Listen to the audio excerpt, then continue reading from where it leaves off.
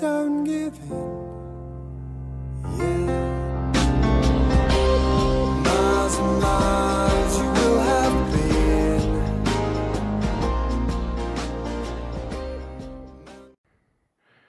Well, hello everybody, it's Suffolk Andy at a lovely little church here in Suffolk. I don't think we've been here before. I've never shown you this before. But I thought I'd do a vlog today on the Great Betrayal. Yes, the Great Betrayal, and it is betrayal. Just under 2 years ago, or just over 2 years ago I think it is now, I was just round the corner from here and I done a vlog on Brexit when we actually left, when we voted to leave, and I put my penn'orth in. I don't do political vlogs very often, but I put my opinion in and left it at that. Now just 2 years later I'm going to do another one. And this one I'm not going to be so nice, I don't think. I've been thinking about this for quite a while. It's, how can I put it, it's a betrayal of the highest order by the political class of this country. And I'm going to have my say for what it's worth.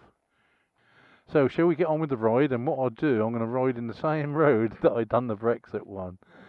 So, and that was 2 years ago. If you want to go back and look at that, so you can compare how I spoke then and how I'm going to speak now, you're quite welcome to do so. So I'm going to leave this beautiful little church with you and get on with the vlog.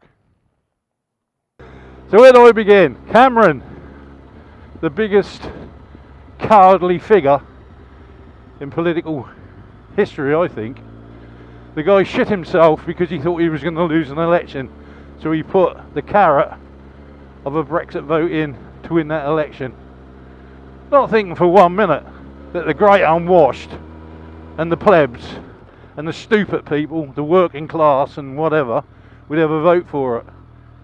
I don't think for 1 minute they thought it was going to happen. And when it did happen, what was the first thing the cowardly person done? He resigned. So took them about 9 months to actually go to Brussels and tell them that we were leaving, which was fair enough. Thought it was a bit long, I should have done it straight away, but they didn't. By then, the Remoners, who didn't want to leave, decided they'd put up counter arguments against democracy. Oh, we didn't know what we were doing. We didn't know this, we didn't know that. We were lied to. So much money for the NHS on the side of a bus that was a lie. So what happened after that? They just sat back like an ostrich and stuck their heads into the sand. None of them, bar a handful, ever wanted it in the first place. Then we got snake Theresa May put in power because of Cameron's cowardliness. So we got Snaky May, who was somebody who wanted to stay in. But she got up there and she gave it a big one. Oh, we're going to do this, we're going to come make no customs union, none of this, no, blah, blah, blah, blah, blah. And it's all going to be what the people wanted. They voted for it. I'm going to deliver it. So yes, she done a speech. I think they call it the Mansion House speech, where she laid it on the line and it sounded good. And then, oh, but it's so complicated, and I will admit that it is complicated after the last 40 years of being in this unelected club. Everything in our lives has been interwoven into their laws and everything else, that yes, it will be hard to get out. But so we need another couple of years after the first couple of years to get out. Ah, and while we're doing that, we'll still be under their thumb. We'll still be rule takers and not rule givers. We won't have control over this, we won't have control over that. It will take us 4 years to sort it all out. Okay. Sat back, thought, not good. But I can see where they're coming from a little bit. I can live with that. So then comes Chequers. Yeah, Chequers. Theresa May, the snake person, which she is, probably a bigger snake than Cameron. He's a coward, but she's a snake. Said, oh, we're going to stay in this, and we're going to stay in that, and we're going to do this, and we're going to do that. I thought, what? This is not what I voted for. I voted for a clean break of Europe. Yes, to be friends with Europe. Yes, to trade with Europe. Watch his old roads are full of sand. And the rest of it, be friends with them. And everything you can be with a good friendly relationship with your neighbours. But not May, because she's a snake. The other thing you've got to remember as well, the pressure on her is immense. There's foreign money flooding into the Ramonas all the time. I think a guy called Soros, who is probably the biggest fucking cancer this world has ever seen, old bastard, puts in millions to try and sway the public opinion. Now this guy, if people doesn't know who Soros is the man who broke Britain with his trading. And he also, as a teenager in the Second World War, as a Jew, turned in other Jews to the Nazis so he could have the spoils of those Jews. That's the sort of bloke we're talking about. And he doesn't deny it either. This is the sort of parasite that runs our world and runs our lives. Now this bloke is pumping in millions to get, oh, the people's vote. Oh, they were misused. And then you got Project Fear. The one today that I see was the medical. If we leave, the medical people have said there could be a pandemic in Britain. People will die anyway because there'll be no drugs. And it goes on and on. We'll have no sandwiches. The sky will fall. There'll be earthquakes. You name it. Lorries parked for hundreds of miles. Oh, I could go on and on and on. One hell of a campaign, I must admit. And they're winning. There's no doubt about it, they're winning. And they know they're winning. They want a people's vote. Yes. 3 or 4 questions on the ballot. So they can split the people who want to leave. They can split us up and go, oh, well, they're not really got anything to say now, have they?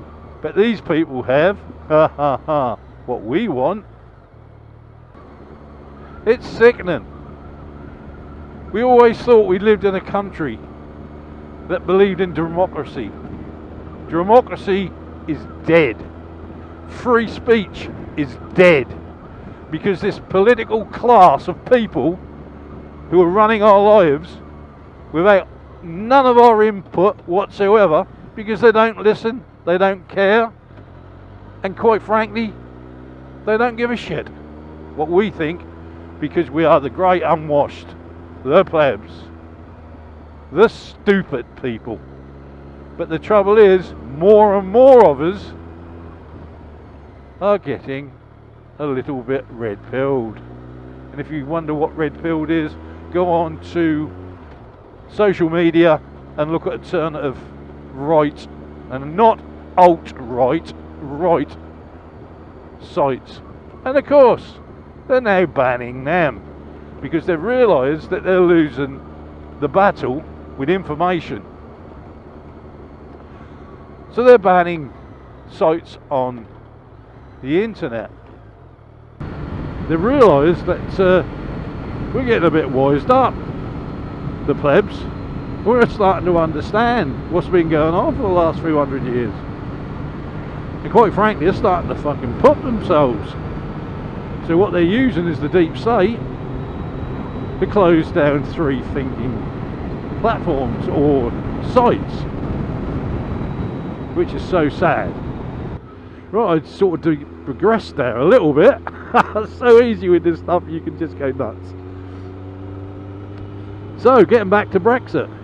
this huge campaign that is being funded by a cockroach, and these smaller cockroaches who are taking the money and using it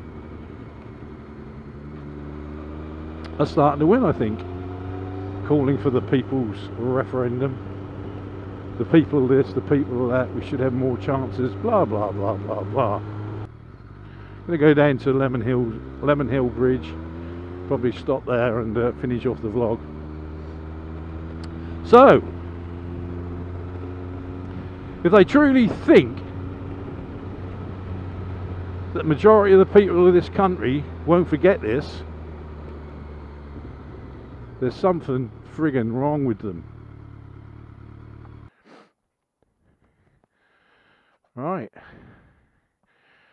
I'm going to give my final thoughts on this. More and more people have realised that this is a stitch up. The political class had no intentions of ever doing Brexit. They want to be in that club. It feathers their nests. So, what alternative have we got? Not a lot. I just hope that people like Mogg and one or two of the others who in the Tory party have got a backbone will be able to put pressure on May to change her mind. I don't think she's going to be there long anyway. I think her days are numbered. But what do we get? We've got nobody in Labour or the Tory party who wants to do a proper Brexit that the majority of the people of this country voted for. It's called democracy. And anybody who don't like democracy, I'd say to you, get on your plane. There's plenty of countries around the world that will love you, because this is a great country, a great place. It's our country. The trouble is we've got nowhere else to go. Nowhere else to go. Where else can we go? There's nowhere. This is our home. This is where we live. So, let's get this place where we live unchained, unburdened, and go our own way in the world, and make sure that the future for our children, grandchildren and everybody else is better than it's going to turn out if we keep on this course. Don't be taken in by the Ramona campaign. Don't be taken in by the fear campaign. And certainly don't be taken in by Soros, the cockroach, and all his money he's pumping in here like he does all around the world. I could go on and on, but I'm not. So with that, all ride safe, love each other, Suffolk Andy.